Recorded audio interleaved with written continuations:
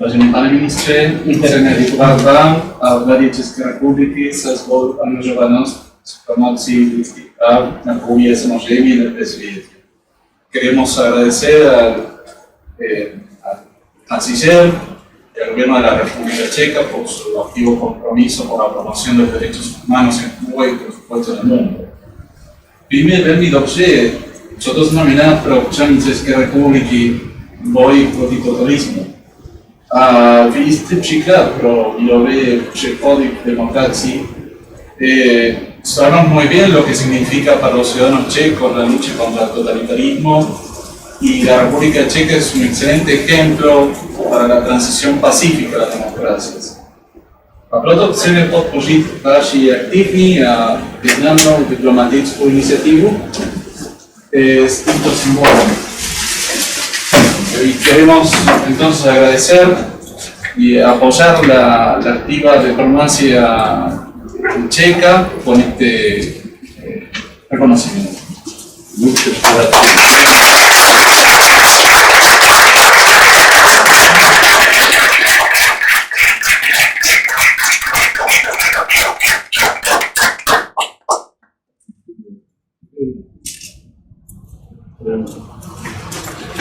Well, I'm deeply touched by this gift because, to be quite honest, I don't think I deserve it. Because I had just a lot of luck in my life. And if you have a lot of luck in your life, you should get a prize for it. Because the luck was at us. We had, admittedly now being a rather old man, and of course the fates of my country which were described, of course, made an impression on already a child. If you as a child are with your sister and your brother locked in their rooms far away, then you are looking out of the window because the Gestapo was coming to my parents and asking some questions. And of course, the parents were afraid that the children would speak too much of the truth. So that was one of my early children especially.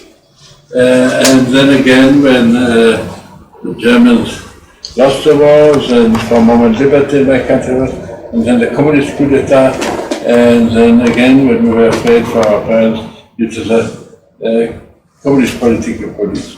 Then we had the luck again, we left the country in December 48, roughly 9 months after the communist coup d'etat. Went to Austria where I lived in for 41 years, quite happily, studied there and everything, and which gave me a great chance of life.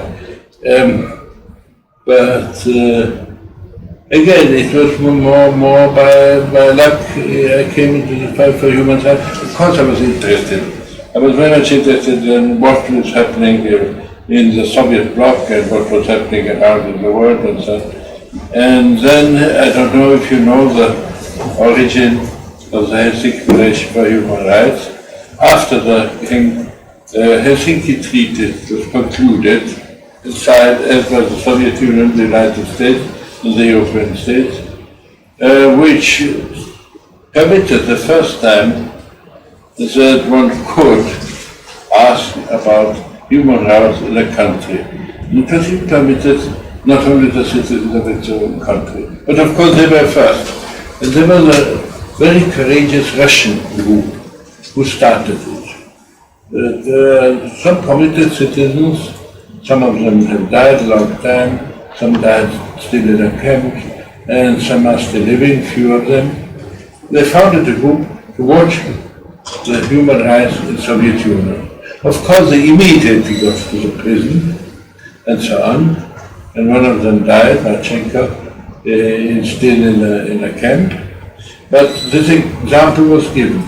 And suddenly there were new groups in Norway, in Sweden, in Germany, in Holland, all over the world, in Italy and so on, with the same purpose, watching human rights.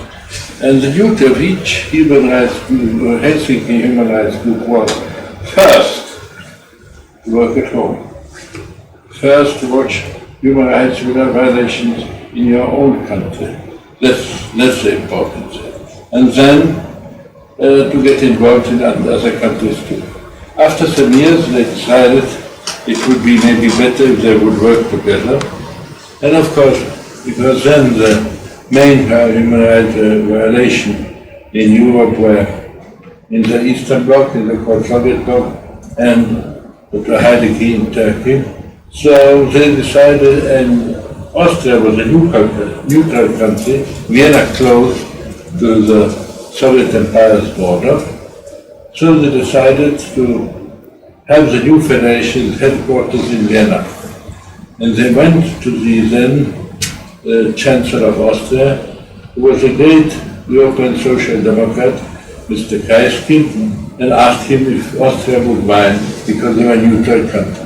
He said, no, as long as you are only involving in human rights, that's okay for me. And then they chatted together and they asked him, we need a figurehead in Vienna who would represent us. Do you have a suggestion? He thought for a moment and said, probably will laugh at my suggestion. I have a suggestion. And the other established and then he named me. He's one of the few who knows really what's happening behind our. So they came to me and they asked me if I would work with them. I said, yes, but I won't like to be only a figurehead, if I get fully involved. And so my engagement started, and it fascinated me after some time. And then I went to all these Soviet Bloc countries and so on, and we were rather successful. Our main job was, because there was this great conference of cooperation integrating Europe, which was in Vienna. First it was in Madrid and Belgrade, and then it was in Vienna. And we supplied all the missions of all the states from Canada to Switzerland, and Italy to Norway, with all the news what's happening, where violations of human rights. And we, of course, what was happening then in Soviet Union, what was in Bulgaria, what was in Turkey, what was in the Czechoslovak Republic, Poland. But of course, we said that because it was a country which was parting in the conference too, we of course managed to use how many still executions were in the United States. So we were as a neutral, but very exact. And after some time, all these missions there, the whole Europe and North America were represented, took our information material serious. They realized that with some small errors we committed, they were hard facts. And then suddenly we realized that even some Soviet Bloc countries read it regularly. And some realized what was reported in their own country was true.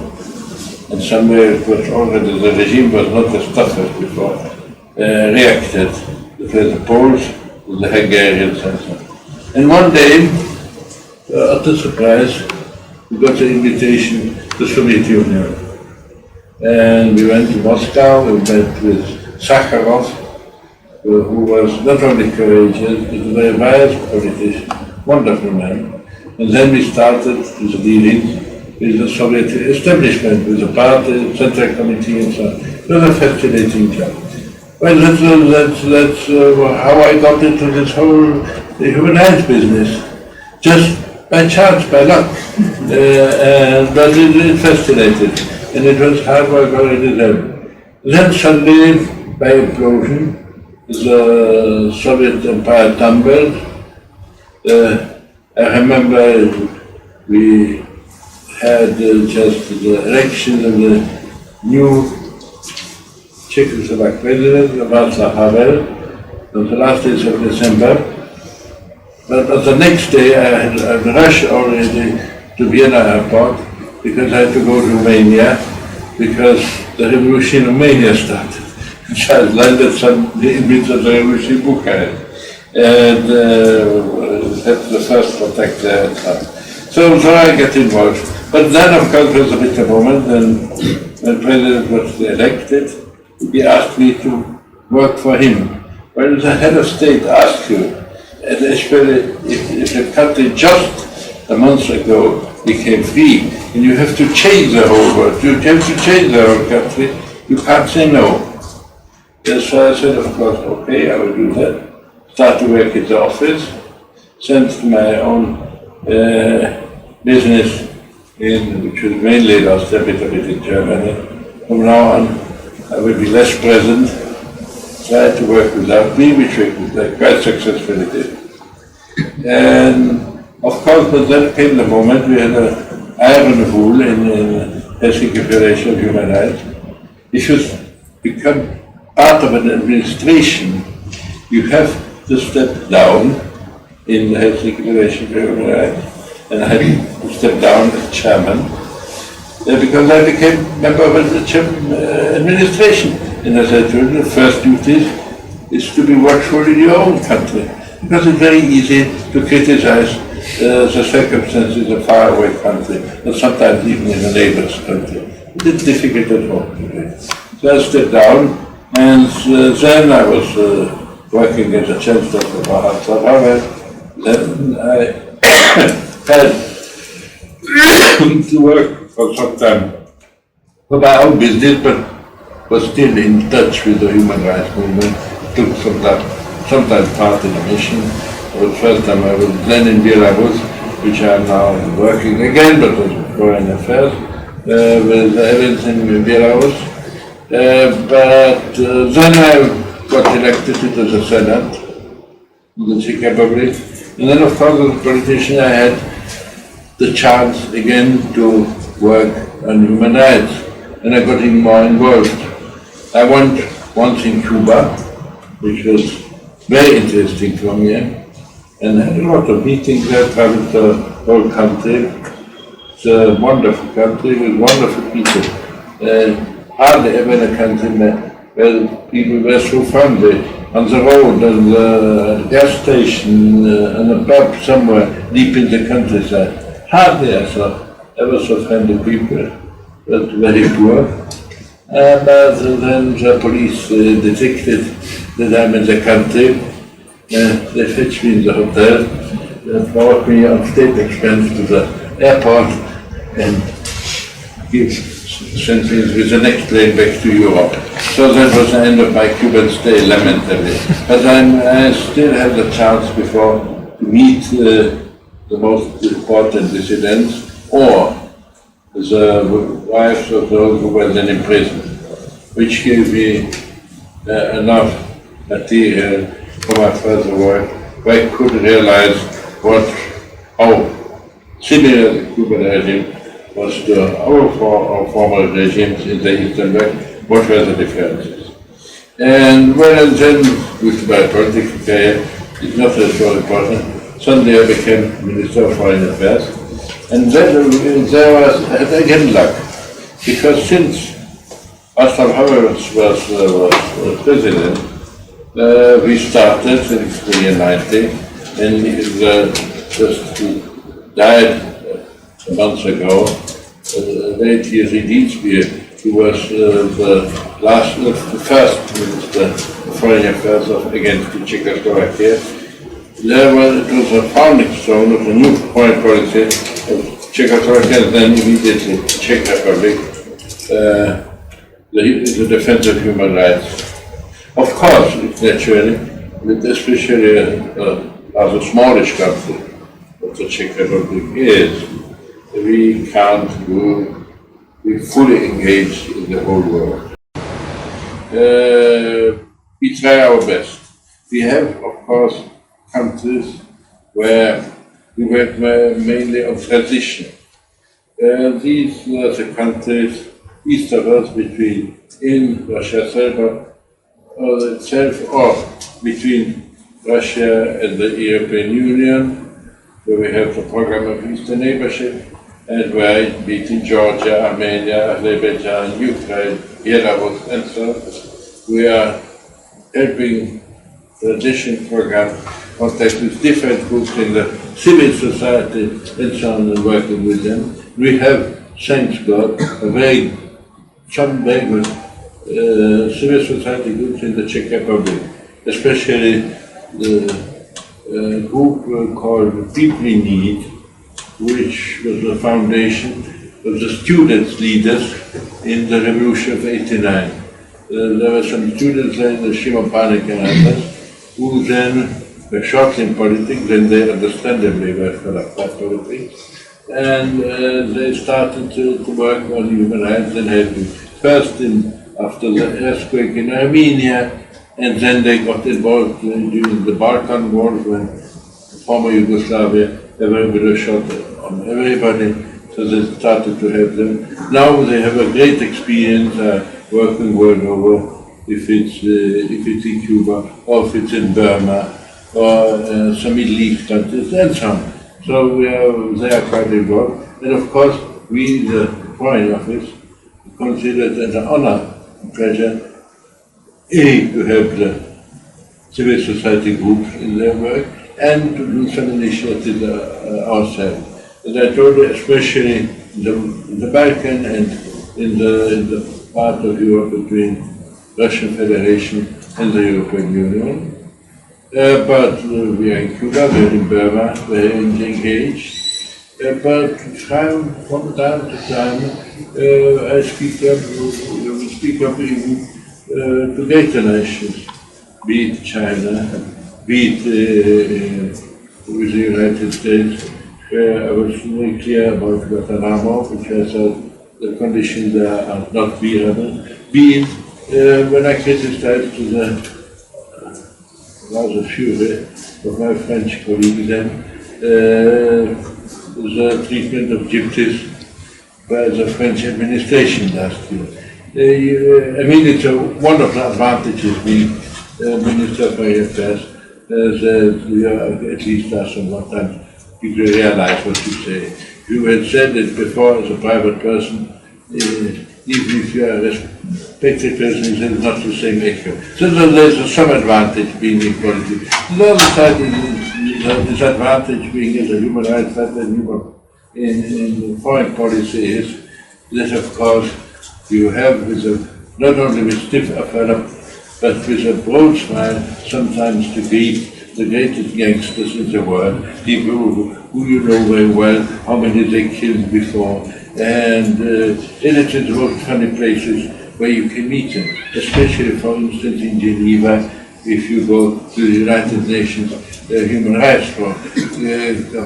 That's a special place where you meet some remarkable personalities. But nevertheless, you can work. Of course, human beings are beasts. Let's be honest. We have a sound inclination to be criminals, and therefore, one thing I'm sure is the fight for human rights will never stop.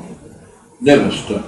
If there was a historian who 20 years ago said the end of history, in the meantime we realized history doesn't end so quickly, and there's always a new regime, a new dictator, a new political party or so on, who feel itself entitled to suppress their subjects.